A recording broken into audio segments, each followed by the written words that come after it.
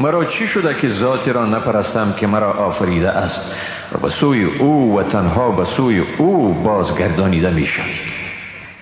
أأتخذ من دونه آلهة إن يردني الرحمن بضر لا تغن عني شفاعتهم شيئا ولا ينقذون.